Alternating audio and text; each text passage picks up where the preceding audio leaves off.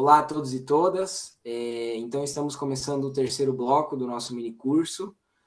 O tema desse bloco é a didática da história e a aprendizagem histórica, né? Então, em primeiro lugar, a gente gostaria de começar discutindo, né? Já que já passamos um pouco ali sobre as bases da educação histórica, né? A discussão sobre a história dessa constituição do campo de pesquisa lá dos ingleses, né? Os alemães, especialmente o Riesing, né? O conceito de consciência histórica. No segundo bloco, vimos como isso se articulou com a cultura histórica, a formação de sentido, né, e tudo mais. E agora a gente vai pensar, né, a partir da relação da história com a sala de aula, né? Então, o que é aprender em história, né? Como ensinar e como aprender em história. São alguns temas que vão estar presentes nesse nosso bloco. Então, em primeiro lugar, gostaria de começar destacando o que é a didática da história, né? Que é um termo que a gente repetiu algumas vezes na apresentação aqui, e muitas vezes eu mesmo, quando iniciei o contato com a educação histórica, eu achava que didática da história era uma outra coisa, né? Porque o nome ele sugere que didática da história seria, né? Assim, pensando no senso comum, a transformação do conteúdo difícil da academia em conteúdo fácil, né? Didatizar alguma coisa, tornar algo mais simples, né? Tornar a história mais simples, mas não tem nada a ver com isso, né?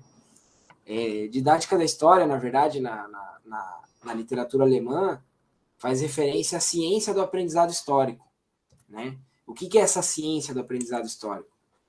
Então, a primeira questão, né, é justamente isso. A didática da história não tem a ver com simplificar conteúdos, não tem nada a ver com isso. Embora em certos momentos do processo de ensino-aprendizagem histórica exista, sim, o componente da simplificação, mas ele não tem a ver com a didática da história, e sim com os processos de ensino-aprendizagem. Bom, a didática da história tampouco se esgota no sistema educacional. Então, quando a gente fala de didática da história, a gente não está falando só da relação de ensino de história em sala de aula. Ela também não estuda apenas, né, a transmissão do conhecimento produzido pela academia. Então, a didática da história não é a ciência que só se ocupa de estudar como o conhecimento histórico da academia é transplantado para a sala de aula, né? Justamente, até porque, né, a gente viu que a educação histórica trabalha com uma perspectiva crítica do que é a transposição didática, né? Então, justamente, a didática da história não tem referência nessas questões. Mas o que ela é, então? Como a gente colocou na introdução, é a ciência da aprendizagem histórica. E o que significa isso? Significa que a didática da história ela é uma ciência, ela é uma disciplina que ela é responsável por investigar todos os detalhes da cultura histórica no conjunto da vida social, tendo a consciência histórica como seu principal objeto.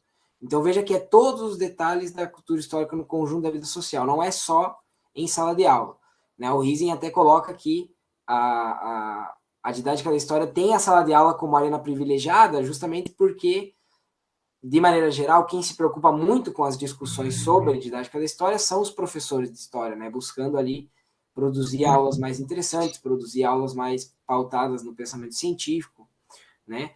Mas ela não estuda só isso. Então, por exemplo, também competência da didática da história analisar a construção de sentidos históricos a partir, por exemplo, de monumentos, de museus, né? De todos os aspectos que estão ligados à vida prática, né? Séries, a Netflix, por exemplo, hoje em dia, né? Também pode ser um âmbito da didática da história, e assim por diante.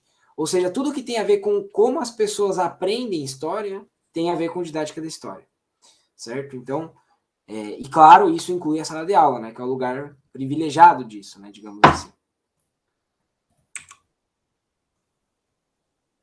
Bom, uma questão importante, gente, disso da didática da história é que para o Riesing não faz sentido falar em uma relação extrínseca, né? Ou seja, uma relação meramente formal, meramente longeva entre a ciência da história e a didática da história. Por quê? Se vocês lembrarem lá da matriz do pensamento histórico que foi apresentado no segundo bloco, vocês vão lembrar que a ciência da história funciona a partir inicialmente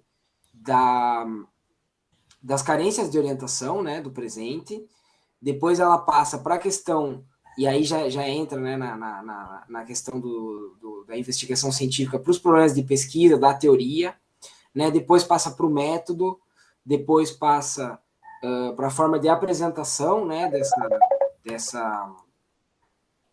desses resultados, e depois, por fim, tem ainda a dimensão da orientação cultural, né, para a vida prática, que é quando, digamos assim, ela retorna ao início, né, aquela ideia de que sempre a consciência histórica é o início e o fim, né, até mesmo na pesquisa histórica mesmo. E a didática da história, o Riesling vai falar, ela é fundamental e ela é ligada umbilicalmente à ciência da história, porque em 3 desses 5 processos que eu comentei agora, né, que a gente viu na matriz, são processos que têm a ver com a vida prática, ou seja, com a apreensão do passado, com a sistematização do passado, a partir do presente, não só em relação à academia, né? Então, as carências de orientação têm a ver, a forma de apresentação tem a ver, porque tem a ver com uma interpretação pautada, né, no contexto e que seja, digamos, representável, né, para o meio onde onde esse conhecimento está sendo produzido, e sobretudo, né, a questão da orientação cultural. Então, a didática da história ela está diretamente ligada à ciência da história. E até por isso, né, já fundamentando melhor aquela primeira explicação do primeiro bloco, é por isso que é impossível pautar um ensino de história que não seja baseado na ciência da história. Porque a própria relação do homem com o passado se dá a partir, né, inicialmente dessas carências de orientação temporal, e no final do processo, né, que na verdade nunca tem bem um final, né, a gente viu que é sempre uma espiral ascendente, como o Thiago comentou, mas digamos assim, se a gente pegar uma foto do processo, no final do processo seria essa questão da orientação cultural, né, da orientação temporal. Bom, então o Riesling ele coloca aqui, de maneira empírica, a didática da história estuda o que é a aprendizagem histórica, como se dá esse processo, quais são os seus fundamentos, né, em que momentos isso acontece, o que a gente pode dizer que é aprendizagem histórica. Mas também ela tem um lado que, digamos assim, é normativo, né? Que ela investiga o que deveria ser aprendizagem histórica. Que isso também é muito interessante para a gente pensar nos processos de ensino-aprendizagem. Ou seja, a partir do momento que a gente investiga o que ela é e como ela se dá, a gente pode também investigar como ela deveria ser ou como nós gostaríamos que ela fosse, né? Tentar trabalhar o ensino a partir da aprendizagem, né? Uma máxima, digamos assim, da educação histórica é que não se pode discutir um método de ensino se não se sabe como as crianças e os jovens aprendem. Então, a aprendizagem ela vem antes do método de ensino. O método de ensino é uma consequência do estudo da didática da história sobre como as pessoas, né, e especificamente no caso da escolarização, as crianças e os jovens aprendem. Bom.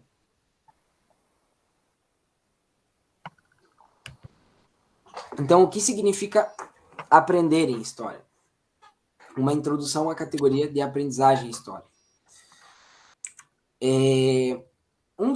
Das primeiras respostas a isso, né, o que é aprender em história pela educação histórica, foi lá como nós vimos a resposta formulada pelos ingleses, né, mais especificamente pelo Peter Lee, que é a ideia da literacia histórica, né, desse letramento em história, de se apropriar do passado historicamente, né, aquela ideia de aprender a pensar historicamente. Então, o que essa literacia histórica trabalha, né?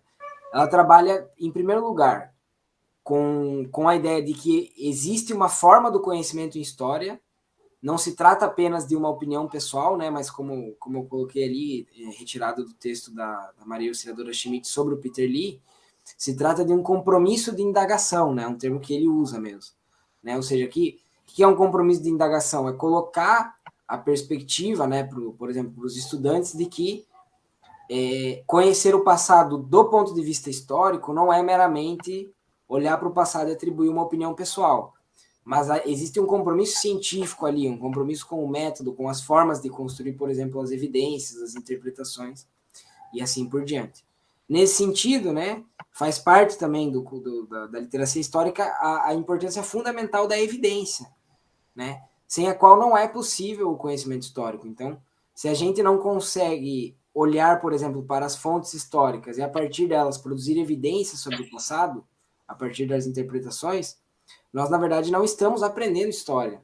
Né? Nós podemos estar, no máximo, ali decorando uma narrativa construída, e isso muitas vezes pode ser até pior do que o processo final pode ser até pior do que antes, né? Porque é meramente uma repetição de narrativas. A ideia dos conceitos de primeira e segunda ordem como parte dessa construção das evidências, né? Então, a evidência só pode se construir quando a gente relaciona os conceitos substantivos, né, da história com os conceitos teóricos, né, os conceitos estruturais, né, como é a própria evidência.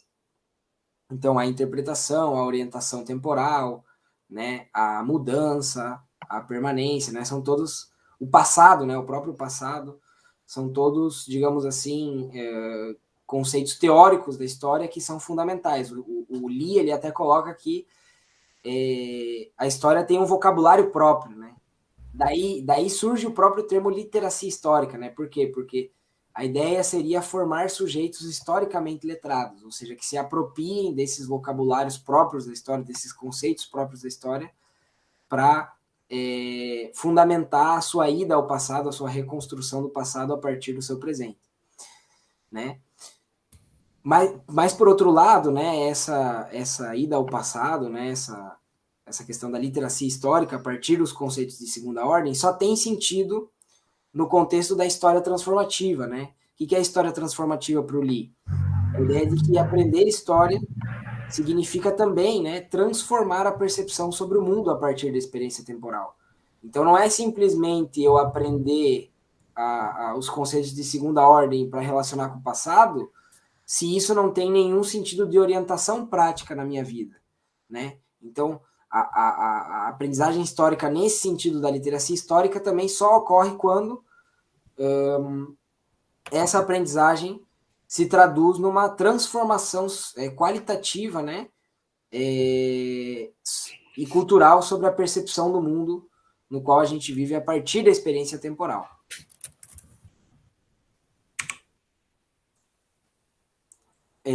Bom, então, nesse sentido, todo o desenvolvimento do conceito da literacia histórica, embora tenha partido do Lee, ele está em contato direto com aquilo que vinha sendo desenvolvido pelo Riesing, a partir do conceito de consciência histórica. Então, agora pensando um pouquinho mais na ideia do Riesing sobre a aprendizagem histórica, o Riesing ele sintetiza a aprendizagem, né, enquanto a formação, né, o Bildung, em alemão, da consciência histórica, ou seja, aprender história seria formar a consciência histórica. Bom, mas o que isso significa, né? O Riesing ele coloca que a consciência histórica, né, como a gente já viu, ela se traduz num conjunto de processos mentais, né, que lidam com a experiência temporal. E a didática da história, no caso, então, ela estuda, né, ela se volta para os processos mentais sobre os quais se funda o aprendizado histórico, a partir da consciência histórica. Ou seja, quais são esses processos mentais que permitem a gente relacionar a experiência temporal a partir do presente, né, e perspectivando o futuro. Seria justamente nesses processos mentais e atos, né, que reside a aprendizagem em história. Daí a relevância em estudá-los empiricamente. De que processos estamos falando? Seriam as formas pelas quais damos sentido e orientação temporal, algo que vimos no bloco passado, orientação temporal e cultural para a vida a partir da ida ao passado. Então, exemplo, a identidade, a empatia, o julgamento, né? Quando a gente analisa o passado, buscando construir nossa identidade, a partir da empatia, né? Ou seja, como nós lidamos com as pessoas, os sujeitos desse passado, né? Como nós nos colocamos no lugar deles ou não, como vemos as diferenças, como criamos julgamentos, né? Todas essas formas, todas essas operações mentais, quando nós construímos essas operações mentais e damos sentido e orientação cultural para o presente, nós, a partir do passado, nós estamos aprendendo história, né? E aí a grande pergunta que o Riesing se coloca seria descobrir se há uma operação, digamos, superior às outras, né? Porque são várias operações mentais. Mas se existisse, a questão que ele coloca, existe alguma que consiga, digamos, englobar, amalgamar todos esses diversos processos? E para o Risen, sim. Né? Para o Risen, a grande operação que consegue sistematizar todas essas outras é a produção da narrativa histórica. A narrativa histórica, ela desempenha essa função. Né? Nós já vimos também no bloco passado um pouco sobre o que é a narrativa histórica.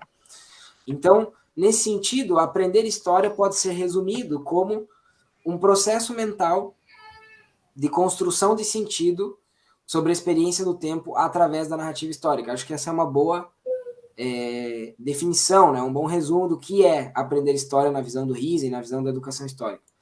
Né? Ou seja, se a narrativa ela engloba esses processos mentais a partir da consciência histórica, né? Analisar a narrativa construir a narrativa histórica, perdão, é justamente aprender história. Construir uma narrativa histórica que seja pautada no passado, mas que, como vimos, sirva também de orientação cultural. Essa construção deve sempre partir do presente, né? Por quê? Porque justamente aí dá o passado, como vimos na matriz, digamos assim, é impossível ir ao passado descolado do presente, né? Então, sempre a gente parte para o passado a partir das carências de orientação, né? A ideia é transformar essas carências de orientação em perspectivas questionadoras do passado, sendo o recurso à história uma forma de buscar a orientação cultural para a vida prática. Então, alguns pontos importantes, né? Sintetizando. Não pode haver aprendizagem histórica quando não se parte das carências de orientação, já pensando num método de ensino, por exemplo, né? Por isso que a educação histórica dá tanta ênfase em investigar as ideias dos alunos, investigar a cultura juvenil e assim por diante. E por outro lado, tampouco a aprendizagem histórica quando a saída ao passado não se traduz numa forma numa busca de orientação cultural para a vida prática, de orientação temporal. Você quer fazer algum comentário sobre isso, Thiago? Não, tá tranquilo. Ok. Então, o Risen, ele também, para aprendizagem, ele usa o mesmo sentido das tipologias que ele usa para a consciência histórica, né? Ele usa também para a narrativa histórica, que são os famosos 4 tipos lá, tradicional, exemplar, crítico e genético, que já vimos no primeiro bloco. Então, assim como existe uma consciência histórica tem uma dimensão tradicional, exemplar, crítica e genética, a aprendizagem também. Né? No processo em que os seres humanos fazem essas operações mentais para dar sentido ao passado, eles o fazem de maneira a desenvolver essas competências que podem ser mais tradicionais, mais exemplares, mais críticas ou mais genéticas. Novamente lembrando, esses tipos ideais, eles são justamente ideais. Na prática, eles não são totalmente separáveis, né? Aquilo que a gente falou no primeiro bloco, eles estão unidos, às vezes, muitas vezes, numa mesma narrativa, ela pode apresentar mais de um tipo ideal, né? Mas, mesmo assim, é interessante separar isso, porque quando você avalia as narrativas ou as ideias históricas, você percebe que, às vezes, uma dimensão, por exemplo, existe mais uma dimensão crítica do que tradicional, embora, quando você vai ver no global, as duas apareçam, né? Mas sempre uma tende, né? Sempre não, mas uma tende a se sobrepor à outra. Existe uma tendência a existir digamos assim, uma fundamental ali na narrativa, na consciência histórica e na aprendizagem também, né? Para o Risen, esses tipos podem ser pensados como níveis sequenciais de aprendizado. Então, a gente poderia dizer que num momento mais fundamental, a aprendizagem tradicional, um dos objetivos é transformar uma aprendizagem que seja tradicional em uma aprendizagem crítica, em uma aprendizagem genética, ou crítico-genética, né, como o Thiago comentou lá no primeiro bloco. A ideia dessas aprendizagens é a mesma daquelas consciências históricas. Então, a tradicional tem a ver com a tradição como valor atemporal, né, de orientação cultural. A exemplar também vai num sentido parecido, mas ao invés da tradição, ela usa de exemplos, né? História é mestra da vida, é quando a gente aprende a usar o passado como espelho do presente, que isso muitas vezes pode ser problemático, né? A gente sabe, mas muitas vezes é necessário também. As pessoas fazem isso cotidianamente, não adianta a gente querer negar isso, né? Mesmo os historiadores mais, digamos assim, renomados, ou que têm maior trato da teoria e do método historiográfico, eles têm dimensões tradicionais e exemplares. Todos os seres humanos têm essas dimensões, né? A gente, quando diz que existem níveis sequenciais, não é no sentido, o tradicional é mais, como que eu posso dizer, é mais burro do que o genético. Não, né? Não se trata disso. Se trata de níveis diferentes de complexidade que podem e devem ser buscados, mas que não podem ser isolados e que estão presentes em toda a dimensão de orientação cultural e temporal. Né? Muitas vezes eles são interrelacionais, né? Numa mesma Sim. narrativa. Eles estão presentes de maneira interrelacionais e a gente pode identificar numa mesma narrativa concepções tradicionais exemplares, tradicionais e críticas, tradicionais e genéticas, e assim por diante, porque o Riesen sempre lembra que essas concepções, essas tipologias, são tipos ideais, ele vai buscar no Weber essa concepção para poder criar uma sistematização, uma racionalização. Mas isso não implica que elas são excludentes uma da outra numa narrativa, ou numa certa forma de aprendizagem. Um exemplo para materializar um pouco isso que a gente está falando, tem um exemplo que o Riesen dá que eu acho muito interessante de uma consciência histórica de tipo tradicional, por exemplo, quando um casal, né, um casal apaixonado apresenta a história de como eles se conheceram para outro grupo de amigos. Né? Esse tipo de narrativa, ela tende a ser uma narrativa tradicional. Por quê? Porque esses seres humanos que estão contando essa história, eles ainda se amam no presente. Supondo que eles se amem, né? Claro, se eles não se amam, não. Mas supondo que eles ainda estejam apaixonados um pelo outro, a narrativa histórica de como eles se conheceram vai caminhar rumo a apresentar essa história, esse passado, como o início de uma tradição que se mantém e orienta a vida prática deles até o presente. Então veja que a tradição não é algo ruim necessariamente. Ela pode, em certo sentido, ser, quando a tradição serve como forma de exclusão de outros grupos, como forma de, né, justificar opressões. de justificar opressões, aí sim. Mas ela não é necessariamente ruim. Bom, o Riesen também ele apresenta 4 objetivos da aprendizagem no livro Jörn Riesen, o Ensino da História, que eu acho que eu já mostrei, mas eu mostro de novo, que é esse aqui. É um livro, na verdade, que é uma coletânea de artigos do Riesen, né? Que seriam, né, justamente a desenvolver a competência da experiência nos alunos. Então, por exemplo, o que é a competência da experiência? É saber reconhecer o passado enquanto passado, né? Então, saber ver a especificidade do passado, né? Entender que uma coisa é o contexto do presente, outra coisa é o contexto do passado. E, claro, buscar ali articulações com o presente, mas entendendo que o passado é um outro dado da cultura, um outro dado da temporalidade humana, né? Por sua vez, relacionar essa experiência e a subjetividade do aprendiz. Então, uma aprendizagem histórica não é completa quando esse sentido da experiência não se relaciona com a sua subjetividade, com a construção da sua identidade, com a sua orientação cultural interior e exterior, né, como a gente viu.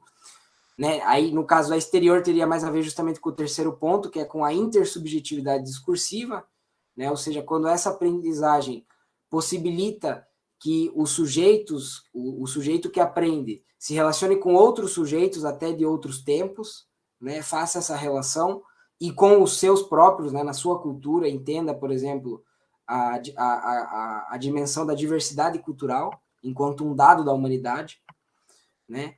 E, por fim, a articulação entre as diferentes formas do aprendizado histórico. Então, esses 4 tipos aqui, né, o tradicional, o exemplar, o crítico e o genético, eles deve-se buscar uma articulação entre essas diferentes formas de aprendizagem em sala de aula, né? Ou seja, como eu posso relacionar uma narrativa tradicional com uma crítica, e os próprios alunos devem ser capazes, no processo de desenvolvimento das atividades, de perceber, né, essas dimensões. Parece, num primeiro momento, a gente falando aqui, parece algo muito teórico, né? Mas eu vou dar um exemplo de como o Riesing trabalhou isso em sala de aula, porque para mostrar que é possível até com crianças bastante jovens, assim, né? Usar essas categorias, essas tipologias. Claro que é preciso ir com um pouco mais de calma, né? Você não vai chegar mostrando lá a matriz do Riesing em sala de aula, que não vai dar muito certo. Bom, um outro ponto, né, é que a dinâmica da aprendizagem ela tem algo de explosivo. Né? O Riesing usa esse termo explosivo. O que seria explosivo? Seria justamente aquilo que o Thiago comentou da espiral ascendente de complexidade. Né? Então, eu vou ler uma frase do Riesing e eu gostaria que o Thiago desenvolvesse um pouco mais isso, que ele é melhor para falar desse tema. Então, o Riesing ele coloca que realmente nos dedicamos à aprendizagem histórica quando o pensamento histórico consciente acontece na dimensão que trata da determinação do sentido da própria vida prática. Né? Sempre ligado essa relação vida-prática ida ao passado, né? Ida à história. Tiago, você gostaria de comentar então um pouquinho mais sobre essa espiral? Sim, nos seguintes termos. Enquanto mais a gente complexifica ou qualifica a consciência histórica, mais autorreflexão sobre ela acontece, de formação de sentido, da estrutura de atribuição de sentido. Então, quanto mais nós nos dedicamos a essa aprendizagem histórica dos nossos alunos e alunas, esse pensamento histórico consciente no sentido de se autorrefletir, de possuir uma autorreflexão em si, na sua estrutura de formação, na sua concepção de organização e de atribuição de sentido, como a gente olha para as outras experiências. O Riesing sempre traz essa ideia de que o passado tem uma qualidade específica, ele tem uma temporalidade específica, uma qualidade, as pessoas do passado têm especificidades específicas, valores específicos. Então, esse olhar consciente adquire também um valor consciente à nossa experiência presente. Então, é dialética essa relação. Enquanto mais a gente se aprofunda na formação da consciência histórica, mais consciente se torna essa consciência histórica, mais ela reflete sobre a sua construção, como eu falei, e mais a gente consegue também, em conjunto, sempre em conjunto com os alunos e alunas, realizar essa questão da determinação do sentido da própria vida prática. A gente olhar para a nossa vida prática e conseguir estabelecer e decifrar os elementos que atribuem sentido à nossa vida. Não todos, mas alguns, como a gente já citou o caso da memória da escravidão, da memória da ditadura. Uhum. São memórias que estão hoje frequentando o imaginário nacional, de certo modo, e acaba atingindo as crianças em processo de formação escolar, e a gente sempre deve tratar esse processo com uma qualificação em complexificação. E se é um processo de complexificação, é um processo de se pensar como está sendo construído. Na educação histórica, a gente traz a ideia da metacognição, que é trabalhar a cognição com os próprios alunos, demonstrando, a gente vai falar um pouco disso no último módulo, mas demonstrar para os alunos quais ideias históricas eles trouxeram, onde eles sustentam e quais evidências e quais sentidos eles trazem, quais evidências eles sustentam a argumentação e a explicação histórica, para reforçar esse sentido da própria vida prática. Onde eles vão buscar sentido no passado, qual a pretensão ou expectativa de futuro que eles estão construindo a partir do presente e como o presente se articula nisso tudo. Então, essa complexificação se dá nessa espiral ascendente, porque à medida que a gente faz um processo de aprendizagem, essa aprendizagem não se encerra em si mesmo, porque a gente sabe como a consciência histórica, a própria história, ela é um processo dialético de formação, ela está em constante formação. E essa constante formação reflete também na aprendizagem, demonstrando que essa dimensão ela vai se complexificar, e à medida que se complexifica, a gente vai olhar as determinações de sentido da nossa própria vida prática e refletir também sobre elas.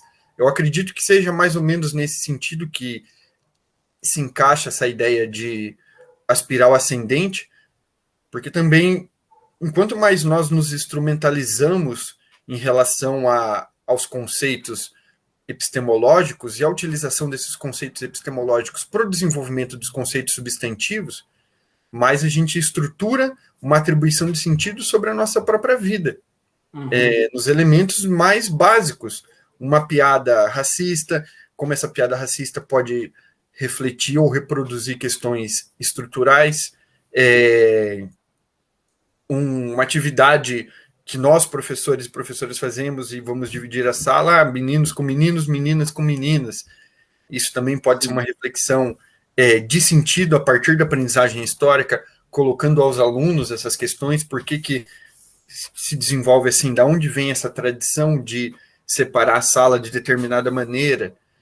Enfim, todas essas questões vão desembocar no que para o Riesen é um dos aspectos mais importantes, que é a determinação de atribuição de sentido da própria vida prática, da nossa vida, tanto na constituição de identidade individual, quanto na constituição da praxis, da atividade coletiva, identidade coletiva.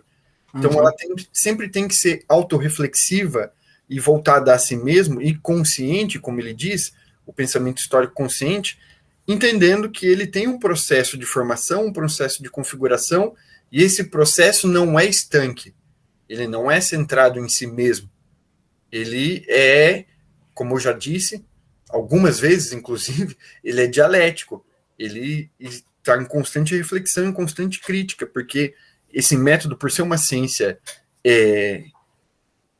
humana, ela deve sempre estar atenta para os seus conceitos e para os seus processos e procedimentos de constituição e de construção para olhar para a sua formação. Então, por isso que a formação histórica e a aprendizagem histórica, ela se desenrola nessa ideia de uma espiral ascendente, visando essa reflexão sobre atribuição de sentido da própria vida prática.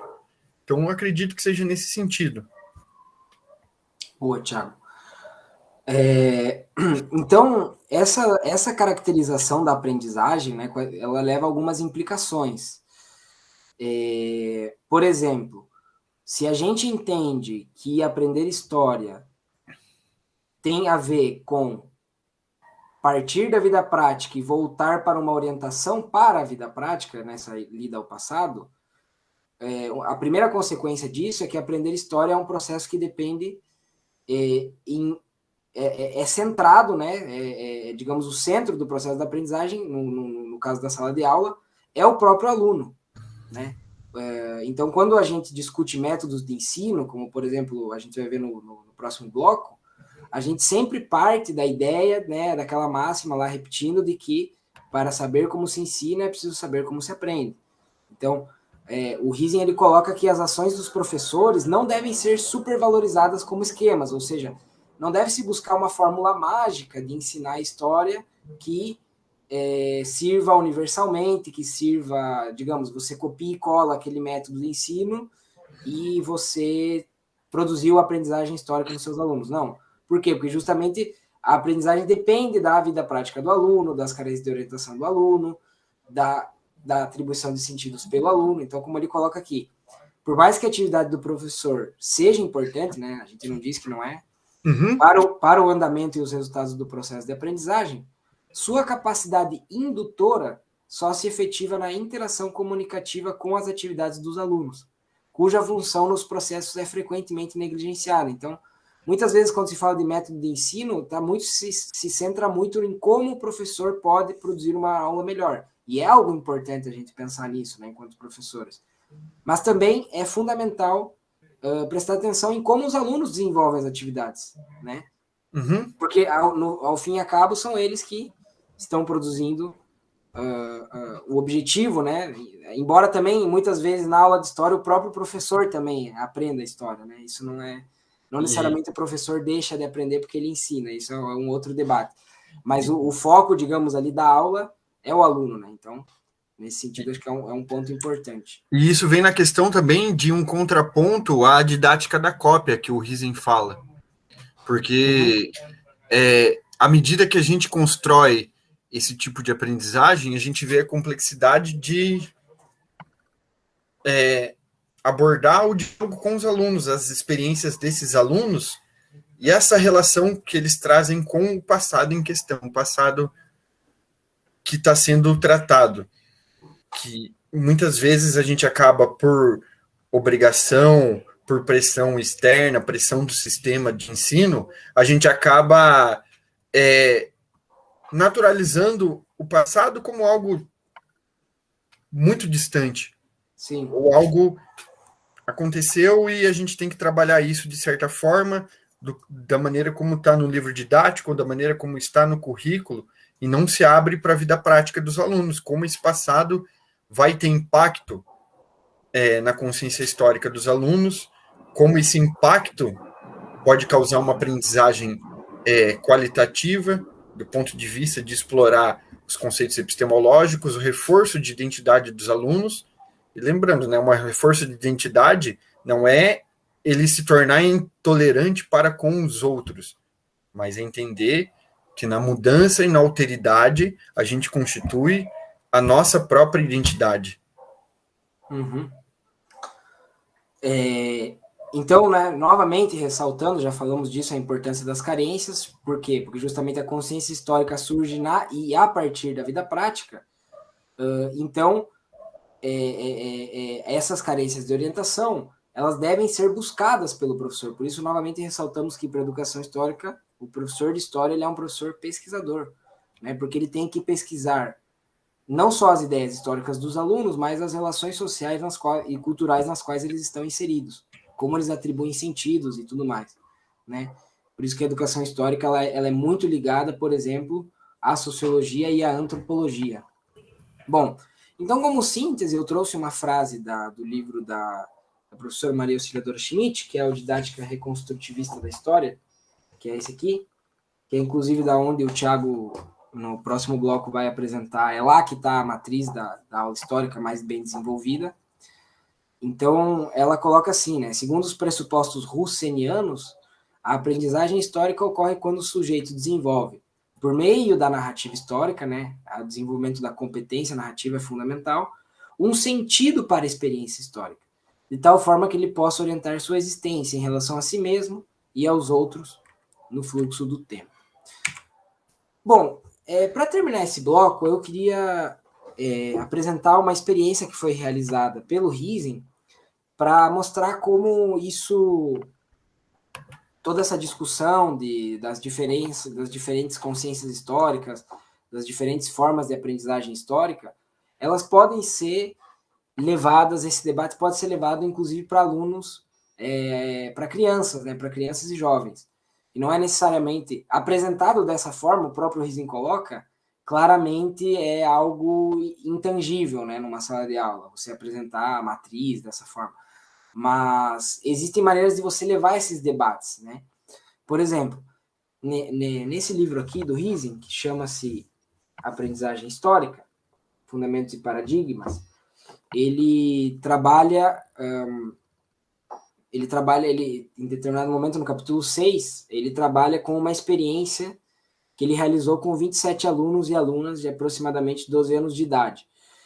Não fica claro a época que ele fez isso, mas eu acredito que já faça um tempo, né? Devia ser nos anos 70 ou 80, até pelas fontes que ele utiliza. Mas é uma experiência que foi realizada com 27 alunos, né, e alunas de aproximadamente 12 anos, né, então seria ali um sexto, sétimo ano, tinha como objetivo investigar os modelos interpretativos, né, são justamente esses tipos, tradicional, crítico, exemplar e genético, que para o Riesen eles já aparecem na consciência histórica das crianças de maneira pré-científica, né? O Riesen ele coloca isso que as crianças elas têm uma espécie de pré-consciência histórica, ele usa esse termo. Mas, na verdade, ela já é uma consciência histórica que ainda não foi tão racionalizada ou tão trabalhada de maneira a desenvolvê-la, né, a formá-la. Por isso, a aprendizagem é a formação, né, da consciência histórica. Então, o que ele vai fazer? Ele vai trabalhar com propagandas que ele retirou de jornais, de revistas da época, e ele vai buscar propagandas que usem a história, ou seja, a experiência do passado, de maneira a se enquadrar naquelas categorias, tradicional, crítico, exemplar e genético. Então, por exemplo, para tradicional, ele separou uma propaganda da Maggi, onde se apresentava lá o produto e se dizia os tempos históricos, os tempos não mudam, o bom permanece. Ou seja, mostrando para as pessoas que a Maggi seria um produto muito bom porque ele tem uma tradição. Né? Aí justamente está se fazendo referência à consciência histórica tradicional. Ok, muito bem. E aí depois, na crítica, ele usa o exemplo de uma propaganda da Fiat, na qual se apresenta um carro grande e um carro pequeno, e se diz que o carro grande se mostra o carro como destruindo a cidade, poluindo as cidades, destruindo os asfaltos, tornando a cidade mais cinza, né? E a Fiat, por outro lado, seria uma crítica a essa visão de carro, porque elas teriam carros pequenos, e aí faz a propaganda do carro pequeno. Então, se usa o exemplo do passado como uma forma de ruptura de orientação. Então, paremos de usar carros grandes, né? Seria o lema da propaganda. A exemplar, aparece uma propaganda de uma empresa de cigarros, que eu acabei não anotando qual é, por isso que eu digo que é um pouco antigo esse trabalho, na qual se usa uma galeria de fumantes. Né? Então, o Riesing ele apresenta um monte de personalidades, a propaganda traz um monte de personalidades famosas do mundo da política, da arte, né? das mídias, do cinema, que são fumantes e que fumam aquele cigarro específico. Então, a forma que a propaganda usa para, digamos, convencer o consumidor a comprar aquele cigarro vejam só os exemplos, por isso uma consciência histórica exemplar, os exemplos de personalidades que fumam esse cigarro. E a genética, o Riesing ele não explica muito bem quais são as propagandas, mas pelo que se entende do capítulo, é uma propaganda da Bayer, né? Relacionada ao desastre ambiental, a partir da ideia de mudança positiva da relação ser humano-natureza e da empresa nesse sentido. Então, apresenta-se um passado. Pelo que ele coloca, são duas imagens. Se traz um passado distante no qual a natureza seria desmatada, seria poluída, seria contaminada pelas empresas, e depois aparece a Bayer nos dias de hoje, nos dias de hoje dele, né?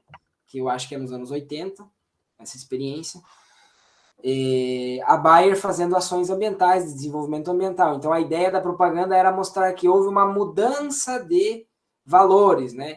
Que aquele valor antigo já não coaduna mais com o tempo presente, por isso genético, né? A mudança é a característica desse tipo de consciência histórica.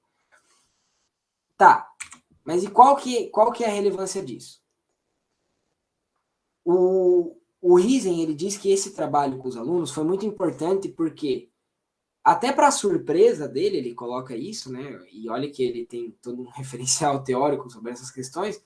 Os alunos, eles captaram muito bem as estratégias de convencimento das propagandas. Então, eles viram que, por exemplo, na da Maggi, a estratégia era apelar para a tradição. Na do Fiat era criticar uma tradição.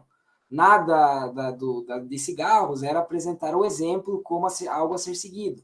E na genética era como uma mudança de práticas, né? Em relação, como se o passado ficasse, os valores do passado, não, eles tivessem que mudar para manterem-se atuais no presente. Então, ela, ao mesmo tempo que é crítica, ela formula uma nova perspectiva para a prática presente. O Ising, ele coloca que as crianças e os jovens ali, eles foram muito bem eles conseguiram pegar essas explicações, e depois que o Ising foi apresentando que isso era uma característica do pensamento histórico, eles foram compreendendo e foram pensando outras narrativas a partir dessa ideia. Então, ele coloca que muitos alunos falaram para ele que quando eles saíssem de férias, eles iam tentar, tudo que eles lessem que fizesse referência ao passado, eles iam tentar ver que tipo de relação está sendo feita com o passado. Uma relação tradicional, talvez não com esses nomes, não necessariamente a criança precise saber que é o tipo tradicional, crítico, exemplar e genético, mas que existem diferentes maneiras de usar o presente, o passado, para trazer para o presente. Você pode ir para o passado buscar uma tradição, ou você pode ir para o passado criticar uma tradição, né? E isso tem a ver, ou seja, em algumas poucas aulas, acho que ele gastou 3 aulas para fazer essa experiência, ele conseguiu produzir aprendizagem histórica nos alunos a partir da articulação desses diferentes tipos. Isso foi muito importante. Então, o que fica dessa experiência é que é possível trabalhar noções teóricas e estruturas categoriais do pensamento histórico quando se usam os materiais corretos. Então, não é para chegar na sala já querendo trazer a matriz, mas de tentar justamente estimular. Eu acho que as propagandas são um bom sentido para isso, porque a propaganda ela sempre trabalha com a ideia do convencimento. Então, ela tem que necessariamente, quando ela vai para o passado, tentar te convencer de algo. E aí, quando isso é feito, fica muito claro a estratégia. Por isso que é um bom recurso didático, né? E a outra coisa que o Rising destaca é que, além de uma elevada competência de orientação para o individual, tal transmissão de conteúdos interpretativos e principalmente de modelos interpretativos possibilita às crianças uma observação consciente de seu próprio mundo. Por quê? Porque agora eles sabem que quando eles veem uma narrativa histórica, eles podem tentar entender de que maneira a pessoa que fez a narrativa está tentando se relacionar com o passado, né? Com base em formas de aplicação desses modelos interpretativos. Então, acho que nesse sentido, a experiência do Rising é muito interessante para pensar como pode se trabalhar a aprendizagem histórica a partir desses modelos interpretativos, né? Eu acho que é bem didático, para usar um termo aqui. Bom, nesse sentido, então, acho que você quer fazer alguma consideração, Thiago?